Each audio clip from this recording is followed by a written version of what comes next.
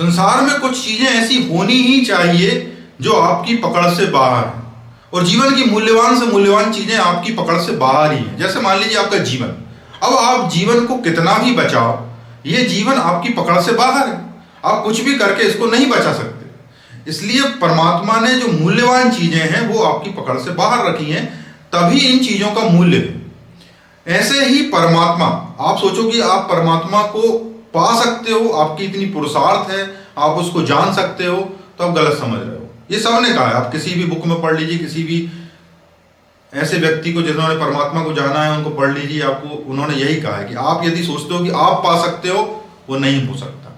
कृपा से मिलता, मतलब उसकी ब्लेसिंग्स होगी तो आपको मिल जाएगा, और जिनको भी मिला है कृपा से मिला, उनके करे से वो नहीं मिलता। लेकिन ऐसा नहीं कि उसको करना नहीं पड़ता, उसको बहुत श्रम करना पड़ता है, अपार श्रम करना पड़ता है, और इतना करना पड़ता है जितना शायद दूसरे कामों में भी नहीं करना पड़ता, तब जाके उस पर परमात्मा की कृपा होती। तो परमात्मा जो है वो आपके सबसे निकटस्थ है, लेकिन आप उसको अपनी क्षमता से नहीं पा सकते। आप केवल प्रयत्न कर सकते हो, प्रयास कर सकते हो, रोज रोज कोशिश कर सकते हो, लेकिन जब तक उसकी कृपा नहीं होगी, जब तक आप उसको जान नहीं सकते, महसूस नहीं कर सकते। इसका कारण क्या है? क्योंकि आप जो निर्मित हुए हो, आपकी जो दुनिया है जिसे आप समझते हो, यह परमात्मा के सोर्स से ही निकला। अब इसको आत्मा कहो, आत्म कहो, कुछ भी कहो, लेकिन इसका अल्टीमेट सोर्स कौन है? परमात्मा। जब परमात्मा ही आपका अल्टीमेट सोर्स है, तो फिर आप परमात्मा को खुद की दम से कैसे जान सकते हो? क्योंकि आप ऐसे समझ लेना कि एक यहां से लाइट आ रहा है और ये लाइट जहां फैल रहा है वो आपका जीवन। अब ये जो जीवन जिसे आप अपना जीवन समझ रहे हो, ये इसी लाइट से फैला हुआ है। अब आप इसी लाइट में हो, अब इसी लाइट से आप इस सोर्स को कैसे जान सकते हो? हाँ, लेकिन कहीं से आपको ज्ञान हो गया, किसी ने बता दिया, या आपको रियलाइजेशन हो गया कि एक सोर्स है जहां से लाइट आ रहा है और वो आके फैल रहा है, और जिसे मैं समझ रहा हूं, तो आपका दुख मिट जाता है, आपकी पीड़ा मिट जाती है। अरे आपको लगने लगता है कि ये सोर्स है, ये कंट्रोल कर रहा है, मेरा काम है इसके हिसाब से चलते रहना, ये चला रहा है। ऐसे बोलते हैं ना, कठपुतली है, परमात्मा नचा रहा है।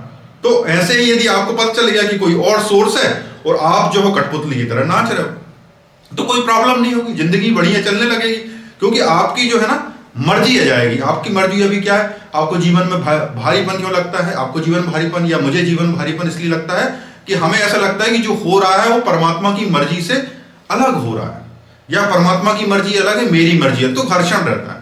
यदि हम ऐसे जीने लगे जैसे हम जो जी रहे हैं ये परमात्मा की मर्जी, और जब ये परमात्मा की मर्जी है तो हमारे और परमात्मा के बीच में जो गैप है वो कम होने लगता है, और हम उसकी मर्जी को स्वीकारने लगते हैं। तो जो हमारे जीवन में जो घर्षण हो रहा है वो घर्षण कम हो जाता है। दो तरीके ही हो सकते हैं ना, या तो आप परमात्मा के साथ संघर्ष कर सकते हो कि नहीं, तुमने जो किया बिल्कुल गलत किया और मैं जो कह रहा हूं बिल्कुल सही है, ये संघर्ष का मार्ग है, अपनी समझ से आगे बढ़ना। दूसरा मार्ग क्या है?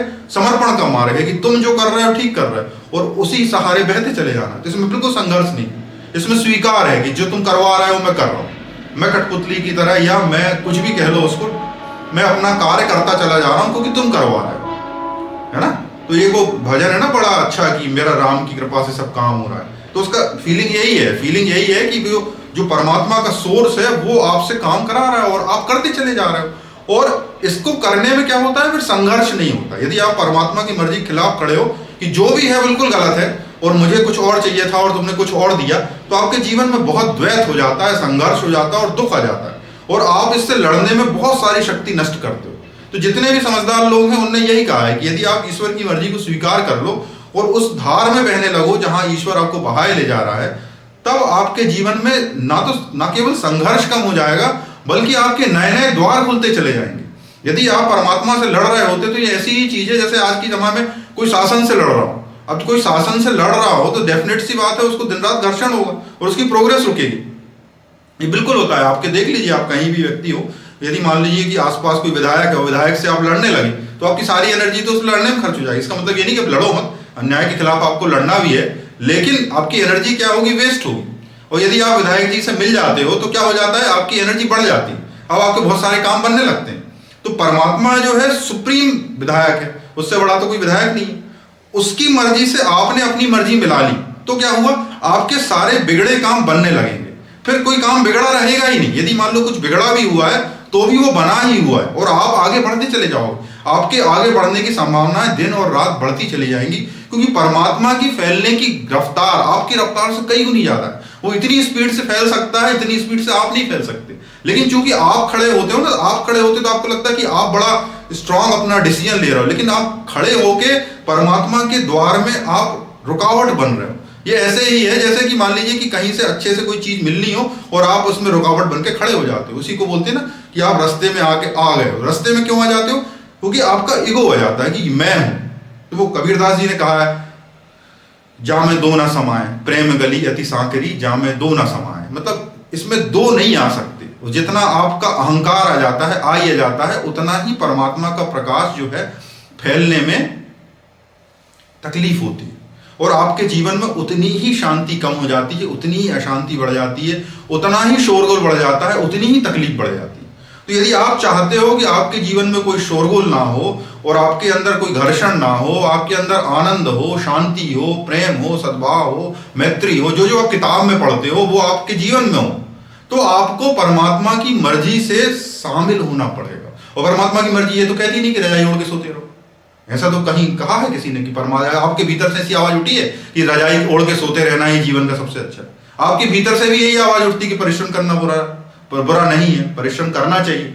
आपके भीतर से भी यही आवाज उठती है कि आपको कर्म करना है। आपके भीतर से भी आवाज उठती है कि सही कर्म करना। लेकिन चूंकि आपकी जो अंदर की जो ताना बाना है, आपके अंदर की जो इंजीनियरिंग है, वो ऐसी हो चुकी है कि वो आपको बुरे रास्ते पे भटकाए ले जाती है। जैसे मान लीजिए कृष्ण कहते हैं कि हे अर्जुन, तुम्हारे भीतर ऐसी वृत्तियां हैं जो तुम्हें पाप कर्म की ओर प्रवृत्त करती हैं। अर्जुन पूछता है ना कि हे कृष्ण, मैं कितनी ये मन हम बुरा काम करता ही क्यों है, हम बुरे काम में प्रवृत्त ही क्यों होते हैं, और हम ऐसा करते ही क्यों है? तो कृष्ण कहते हैं ना कि तुम्हारे भीतर टेंडेंसी बनी होती है, वो तुम्हें प्रवाहमान होकर बुरे काम की ओर ले जाती है, और ऐसा होता चला जाता है। तो आपको ये बात समझना है कि आपके भीतर ये जो घर्षण हो रहा है, ये धीरे धीरे कम करना है, और जो व्यक्ति इसको कम करने लगता है वही व्यक्ति शांति को, आनंद को प्राप्त होता है। और ऐसे व्यक्ति के साथ जीवन में मैत्री, सद्भाव, प्रमुदता, जो भी आप पढ़ते हो, जो भी आप सोचते हो और वास्तव में आप वही चाहते हो, वो ऑटोमेटिकली बाय प्रोडक्ट के रूप में आपके जीवन में आती चली जाती है। तो यदि ये आप सब चाहते हो तो आपको ये बैठ के शांति से समझना होगा कि जो भी आपके साथ हुआ है, जो भी आपके जीवन में घटित हो रहा है, वो सब ईश्वर की मर्जी से, ईश्वरीय विधान के अनुसार हो रहा है, जैसा कि सनातन धर्म की फिलॉसफी में सिखाते हैं, और उसके अनुसार ही हुआ है। तो उसमें घर्षण करने की जरूरत नहीं है। आपके साथ जो हो चुका है उस पर रिग्रेट करने की जरूरत नहीं है। उन गलतियों को बस आप अगले जीवन में ना दोहराएं, और जो होने वाला है उसकी चिंता ना करें। पूरा का पूरा फोकस अपने वर्तमान पे करें, और जो भी आपके पास है उसमें बेस्ट करने की कोशिश करें। धीरे धीरे आपके जो भी द्वार बंद हैं आपके भीतर, वो द्वार खुलने लगेगी, क्योंकि आपके भीतर के ही द्वार बंद है। आपके भीतर जो ऊर्जा होती है, यदि आप भगवान को नहीं भी मानते हो, तो आपके भीतर जो मन होता है, मन में ही ऊर्जा होती है। हाथ, पैर, शरीर, इसमें तो ऊर्जा होती नहीं, मन में ऊर्जा होती है। तो मन में जो ऊर्जा होती है, यदि आप उसमें अवरोध मान के खड़े हो जाते हो, आई उसमें समझ लीजिए कि अवरोध है, वो अवरोध बना के खड़े हो जाते हो, तो मन की ऊर्जा फिर बढ़ नहीं पाती है। आपके जीवन में प्रफुल्लता, आनंद और शक्ति भी नहीं बढ़ पाती। आप सड़े सड़े काम में थके रहोगे, बस कंप्लेन करते रहोगे कि फलाना व्यक्ति खराब है, जॉब खराब है, और आप कितनी जॉब बदल लो, यदि आपकी मनोदशा नहीं बदली तो आपको हर जॉब खराब ही लगने वाला है। और जिस व्यक्ति की मनोदशा में सुधार हो गया, उसको हर जॉब अच्छा लगने वाला, वो कहीं भी ले जाओगे, कहेगा बढ़िया हूँ, मजे में हूँ, हाँ अब मैं और कुछ करना चाहता हूँ, इसलिए वो जॉब बदल, मुझे इस जॉब से कोई तकलीफ नहीं है, हाँ मुझे बोर हो गया हूँ, मुझे कुछ और करना है, मुझे कुछ और चुनौती चाहिए, इसलिए मैं जॉब बदल रहा हूँ। जॉब बदलने का जो कारण है, जो एक हम लोगों ने समझ लिया है कि पैकेज बदलना है, इसलिए जॉब बदलना है, इसके लिए इस विषय पे भी सोचना होगा। क्योंकि यदि मान लीजिए आपके पास इतना कम पैकेज है कि आपका जीवन नहीं चल रहा है, तो बात ठीक है, लेकिन आपका जीवन जब अच्छा वाला चल रहा है और आप जॉब बदल रहे हो, तो अपने आप से पूछिए कि आप जॉब केवल पैसे के लिए तो नहीं बदल रहे। आप ये कहिए ना कि मुझे और अच्छा करना है, कुछ और प्रोजेक्ट लेना है, मुझे अपने आप को बेहतर बनाना है, अच्छी चुनौतियों के लिए तैयार करना है, ट्रेन होना है, नई काम सीखना है। बहुत सारे उत्तर हैं जो अपने आप को दे सकते हो। केवल पैकेज को आधार बनाकर आप जॉब छोड़ के दूसरे जॉब में जाते हो, तो आप हमेशा छोटा महसूस करोगे। आज 20 लाख का पैकेज है, आप छोटा महसूस कर रहे हो, कल 22 लाख का होगा, 25 लाख का होगा, 50 लाख का है, आप 50 लाख पे भी छोटा महसूस करोगे, क्योंकि आपके भीतर जो आपने भाव पैदा किया वो बहुत क्षुद्र है। आपने यदि ये सोचा होता कि मैंने यहाँ जितना सीखना था सीख लिया, जितना जानना था जान लिया, जो चुनौतियां मिलनी थी मिल गई, और उनसे मेरे जीवन में जितनी ग्रोथ होनी थी हो गई, अब 20 लाख की जगह 25 लाख भी मिल रहे हैं और वहां चुनौतियां भी बढ़ गई हैं, वहां नए चीजें सीखने को मिलेंगी, मुझे मजा मिलेगा, तो आप वहां चले गए। अब रिग्रेट नहीं रहा, अब आप में छोटेपन का भाव नहीं रहा, अब आपको क्या रिग्रेट से बाहर आ गए। अब आप नए जॉब को भी एंजॉय करोगे जैसे आपने पुराने जॉब को किया। लोग क्या सोचते हैं, हम यदि पुराने जॉब को जहां है वहां एंजॉय करने लगेंगे तो वहां ग्रोथ नहीं होगी। ग्रोथ होने के लिए और भी कारण है, आप उनको देख ही नहीं पाते हो। आपके दिमाग में ये बैठा दिया गया है ग्रोथ का मतलब है सैलरी फिगर। ग्रोथ का यदि यही मतलब होता तो आपको सेटिस्फेक्शन मिला होता। आप आज भी डिससेटिस्फाई हो। आप पहले 10 लाख के पैकेज में भी डिससेटिस्फाई थे, अब आप 1 करोड़ के पैकेज पे हो तब भी डिससेटिस्फाई हो। तो जो डिससेटिस्फैक्शन है वो इसलिए है क्योंकि आपके अंदर क्वालिटेटिव ग्रोथ नहीं हो रही है। यदि आप क्वालिटेटिवली ग्रोथ करते तो आपके अंदर इतना गहरा डिससेटिस्फैक्शन नहीं होता।